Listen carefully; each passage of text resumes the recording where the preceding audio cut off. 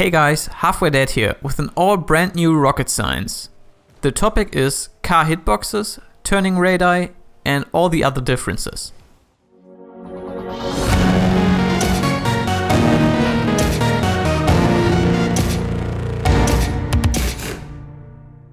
If you frequent the Rocket League subreddit, you'll probably already have seen the patch 1.38 Hitboxes Reddit post, and possibly the new patch 1.39 one, which should come out at the same time as this video. Yet I recommend that you watch anyway, because there are a lot of misconceptions about what some of the stats actually mean. Also, there were minor changes to axle positions on all cars in patch 1.39, which caused minor changes in turning behavior, making some of the 1.38 data already invalid. There's one most important thing that has to be addressed before I go over the stats.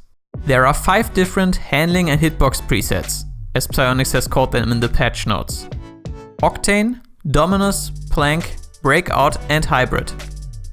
All cars in the same presets have been made 100% identical in terms of physics. I've tested this with lots of different scenarios, turning and ball interactions. And there is only one exception to the rule: the Batmobile.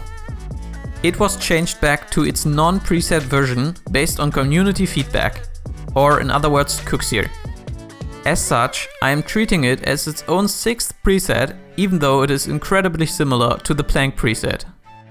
Now for the stats. Of course there's hitbox length, width and height, which are pretty much self-explanatory. The Octane preset is by far the shortest, but it has the most height. Whether or not larger always means better is definitely debatable, but there are definitely situations where having the highest, longest or widest car is an advantage. For the advanced stats, I need to explain the concept of the root joint. I've referred to this in previous videos as the center of mass, and you could also call it the pivot point. When designing a car, the artist places all the assets relative to this location. It's the location that the car rotates around in the air, as well as the location which gets used to calculate the hit directions. The hitbox also gets placed relative to this joint. It has an X offset, which shifts the box forwards. But it also has a Z offset, which means it is shifted upwards too. This vertical offset was in older spreadsheets under the name elevation, which I and many others assumed to be the space below the hitbox, but that is a fallacy. Before the presets existed, these offsets were chosen in a way that the hitbox aligns with the car as well as possible.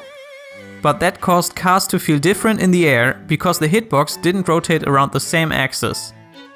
Now that is no longer the case, but at the same time it introduced the problem that some cars don't fit their hitboxes at all. For that, you want to check out the accurate hitbox alignment visualisations made by Trelgne. Link is in the video description. Those are the stats for the hitbox, but the hitbox sits on top of the wheels, connected by the suspension system. Just like the hitbox, the wheels and suspension that are used for the physics do not necessarily line up with their visual counterparts. Each preset has data for its wheel sizing, width, axle positioning and more. They influence things like the angle of the car or the turning speed. But because the suspension system is dynamic, the car behaves a lot differently when it has just landed and there is extra force pushing on the suspension. I have collected some extra stats while standing still that remain accurate up to 0.01 unreal units for regular driving on a flat ground. Mainly, the height of the root joint above the ground and the angle of the hitbox. With these stats and the hitbox size, I can also calculate the total ground to roof height at the front as well as the back of the car.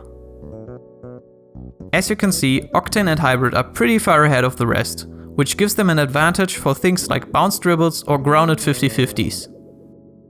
Last but not least, we got the turning. For now, there are 2 different scenarios I'm testing, but I have a lot more ideas for what to do in the future. The first scenario is holding down the accelerator and turning, while the second one is done permanently boosting. With each of these, I'm reading the angular velocity from the game memory. I'm not quite sure what the units are, but for comparisons it means the higher the angular velocity is, the faster your car will change its direction. These are all the stats I wanted to cover in this video. You can find them in the spreadsheet in the video description along with a couple of extras.